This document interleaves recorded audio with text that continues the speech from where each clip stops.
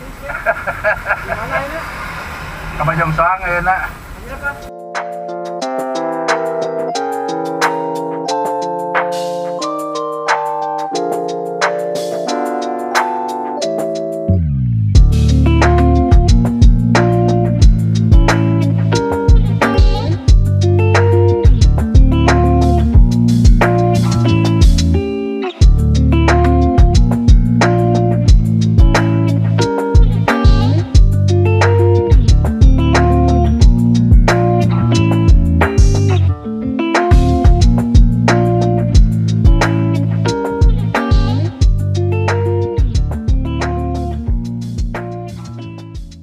Kami dia tapi Cijaura. Cijaura. Ada Cijaura naon eta teh? Marga anu kali teh. Nya, kono mah daerah ditu ka daerah Margahayu jeung daerah Ujung Berung ka mana teh itu teh? Cinangka. Ngaprak we ka unggah sakola. Ya sere. Naon jeung ibu-ibu unggul. Aya mangnya. Bismillahirrahmanirrahim. Assalamualaikum warahmatullahi wabarakatuh. Sampurasun teman-teman Oni Ulin semuanya. Apa kabar hari ini?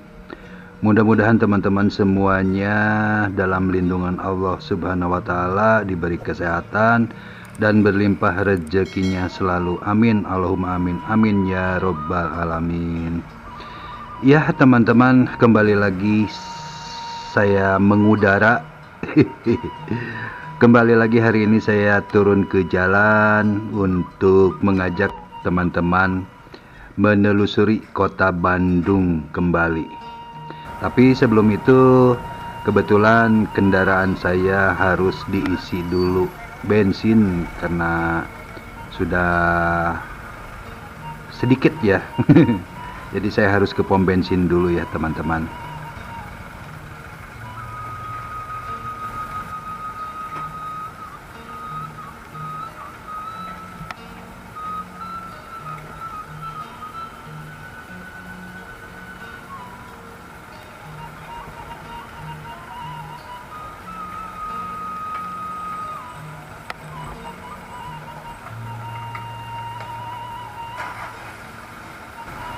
Kuah.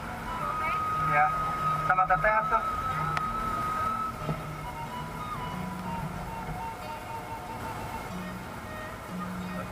Ya.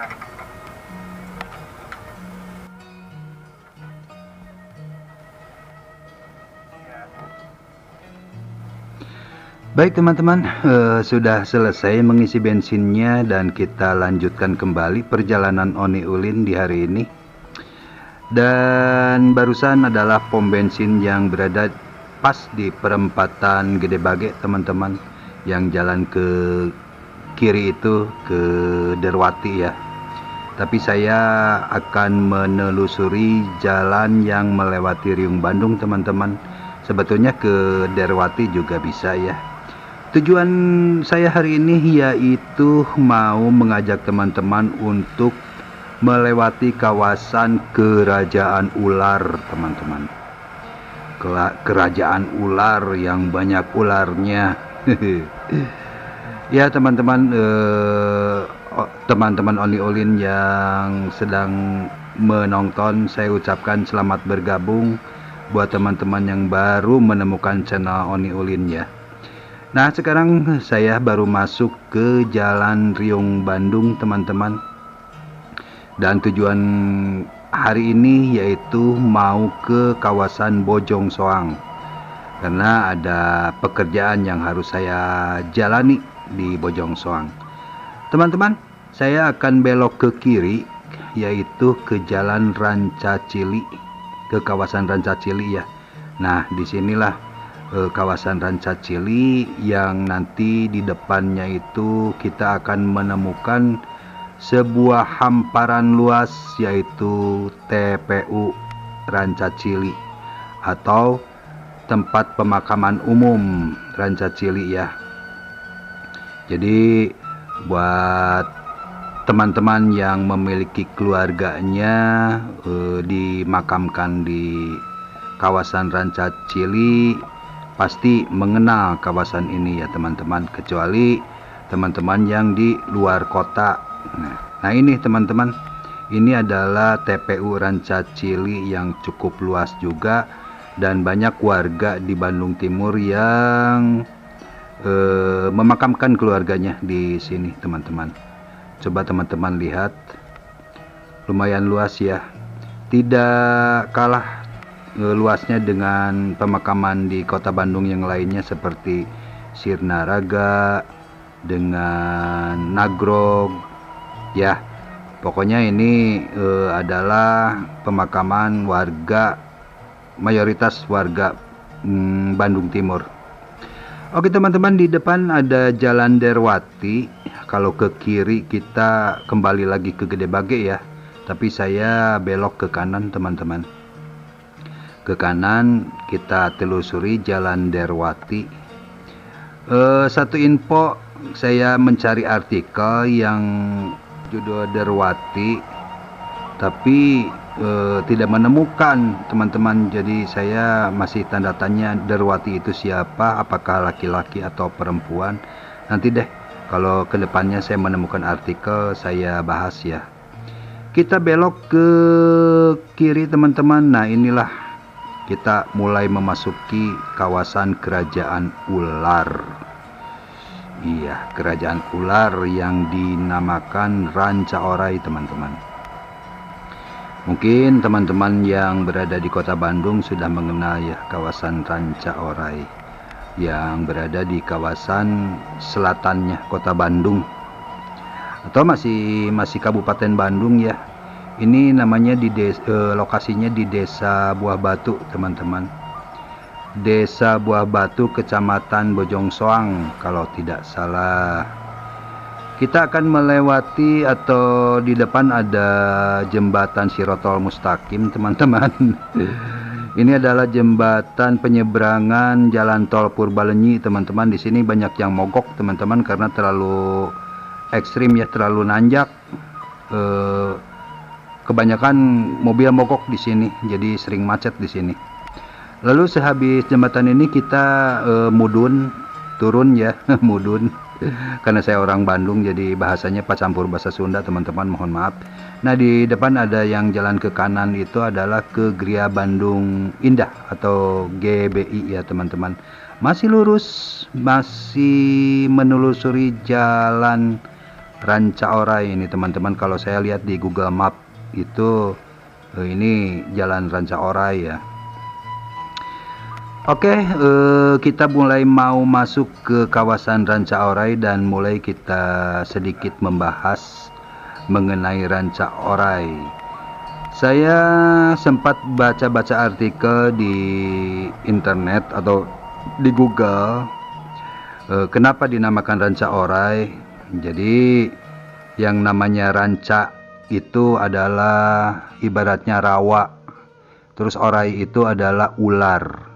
Jadi kalau digabungkan menjadi rawa yang ada ularnya, mungkin seperti itu ya. Entah kenapa dibilang Rancaorai, mungkin zaman dahulu kalanya banyak ular, atau ada sebuah kerajaan ular secara mitos ya. Mungkin saya tidak tahu ya kalau secara mitologinya, karena saya juga kurang paham ya kalau urusan untuk masalah gaib atau seperti itu. Yang jelas saya lebih ke realitanya. Jadi konon katanya di sini ada kerajaan ular. Walau alam bisawab. Nah, kadang-kadang katanya ada masyarakat yang masih sering menemukan ular besar di kawasan sini, atau banyak ular yang masuk ke rumah. Ya mungkin aja secara logika ya, karena ini adalah rawa, terus masih sawah, masih rungkun-rungkun atau masih banyak tanaman liar gitu ya. Masih masuk logika lah, masih akal. Namun ada satu pendapat lain dari saya pribadi teman-teman. Jadi mungkin ini dinamakan Rancaorai karena mungkin masyarakat melihat jalan ini cukup berkelok-kelok teman-teman. Coba teman-teman perhatikan ya. jalan ini berkelok-kelok. Ini sekarang kita belok ke kiri, nanti di depan belok ke kanan, nanti belok lagi, banyak belokan, pokoknya banyak kelokan gitu ya. Jadi sebetulnya artikel yang sempat saya baca di internet bahwa konon di sini adalah kerajaan ular, ngeri banget ya. Kerajaan ular, ya mungkin aja seperti itu, mungkin. Tapi kalau menurut saya, masyarakat Sunda terutama ya, sering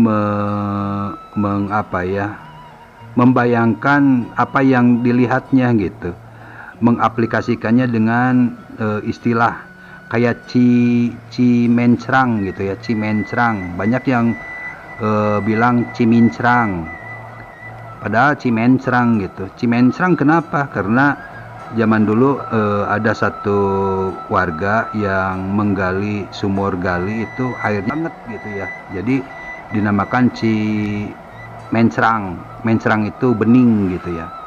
Seperti itu teman-teman kurang lebihnya. Dan kembali lagi ke kita ngebahas dengan jalan Ranca Orai.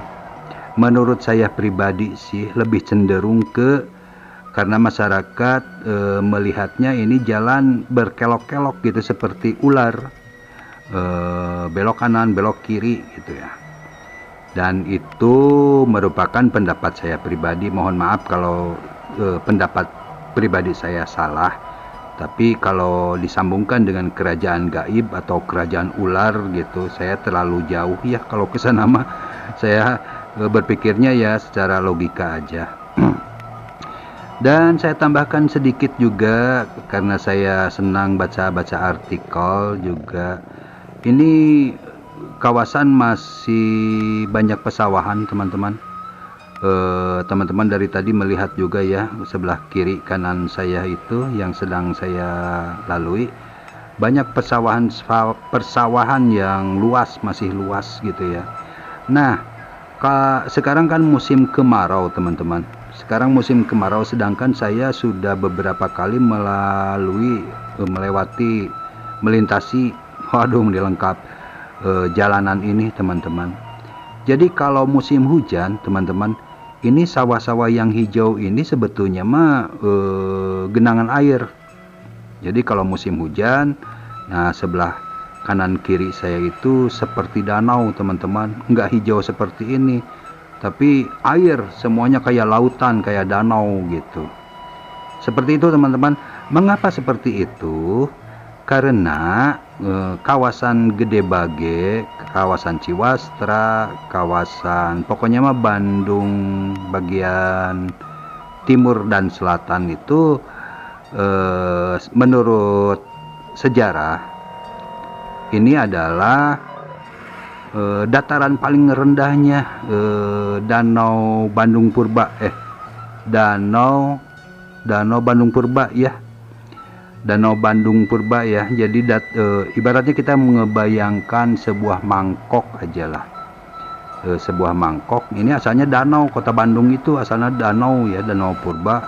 Nah, di sini titik yang paling terendahnya teman-teman, kurang lebih ya 600 meter dari permukaan laut gitu teman-teman.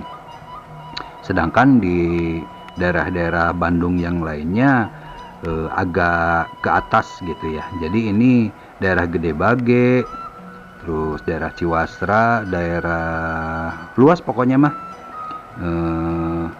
paling rendah gitu ya.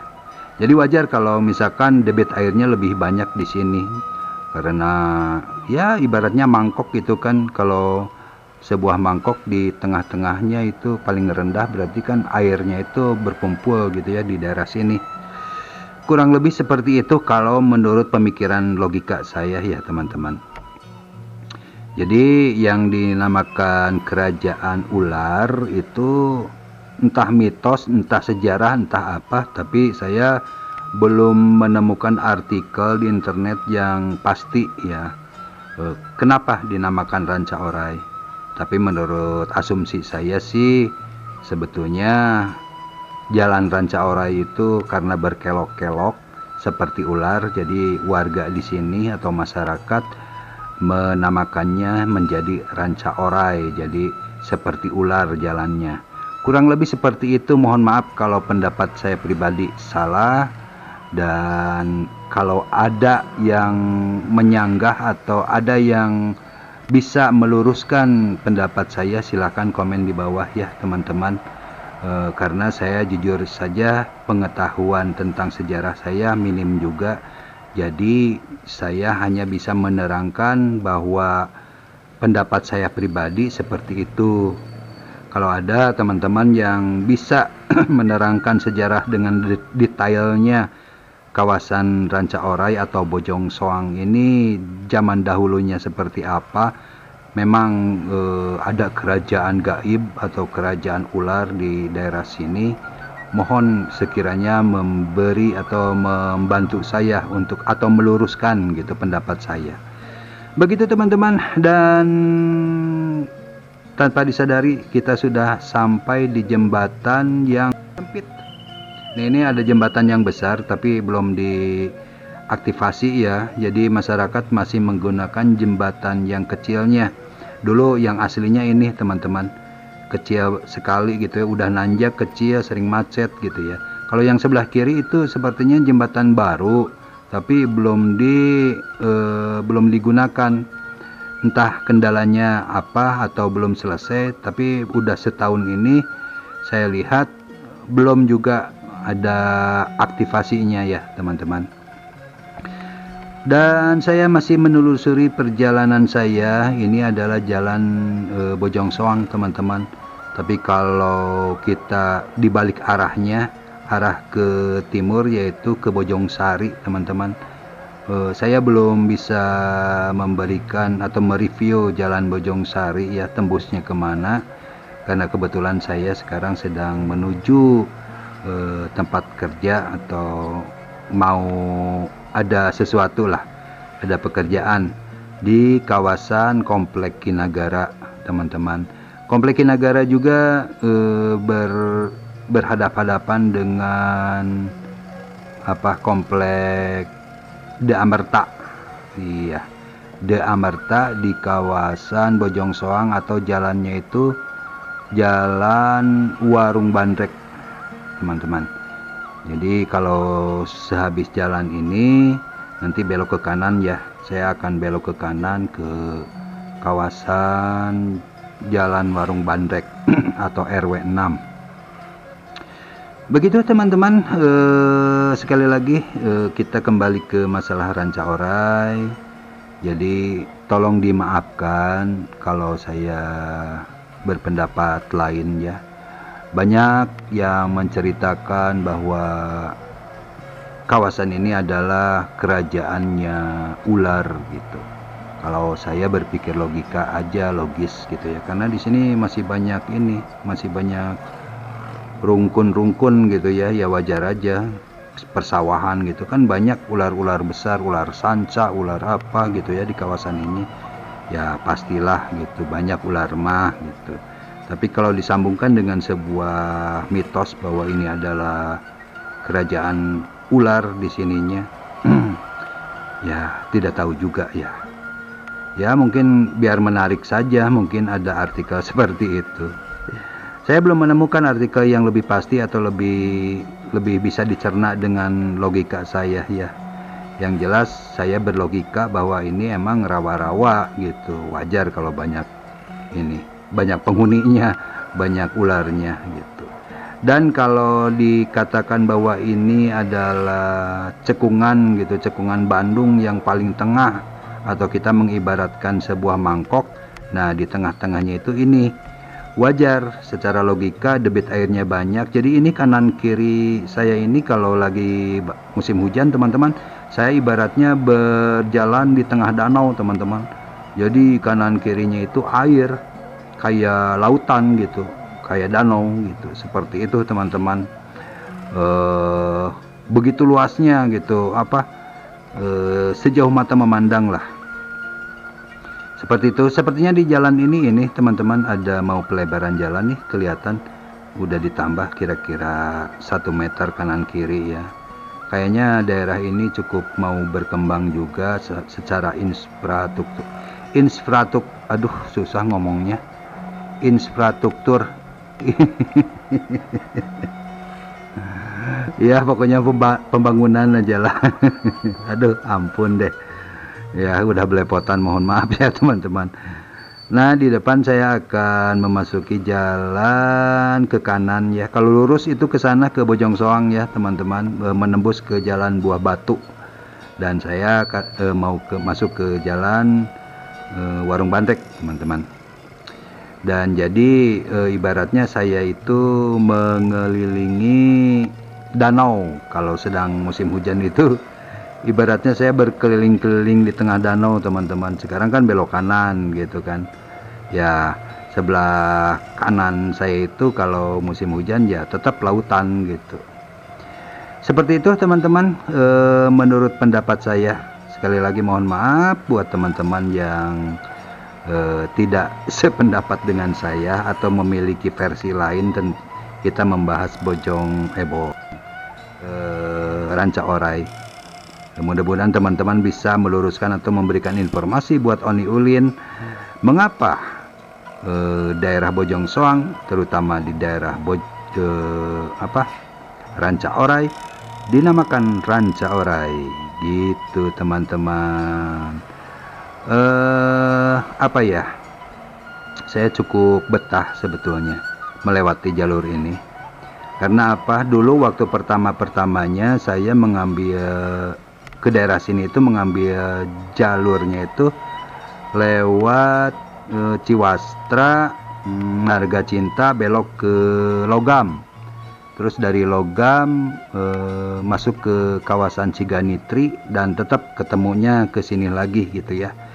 Tapi setelah kesininya saya sering memakai jalur yang tadi gitu. Jadi dari Cibiru melewati Riung Bandung, masuk ke Ranca Cili, belok kanan ke Jalan Darwati, dan belok kiri masuk ke Ranca Orai.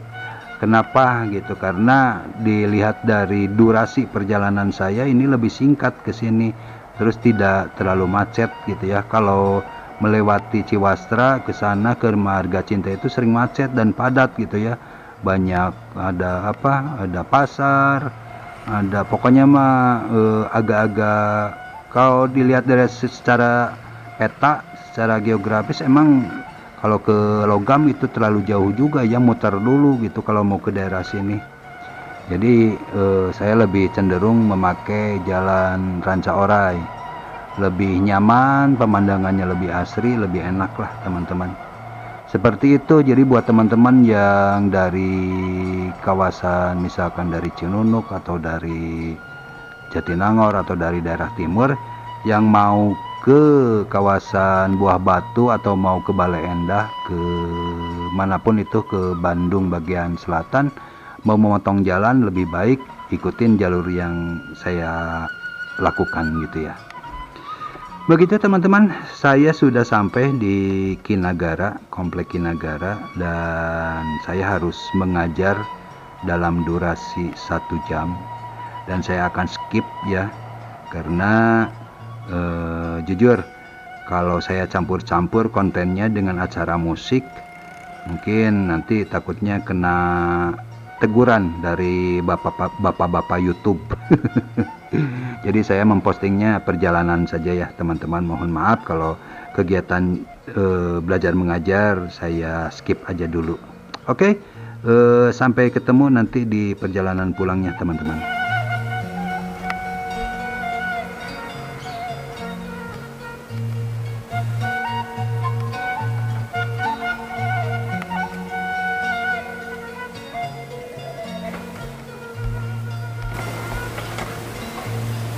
Assalamualaikum.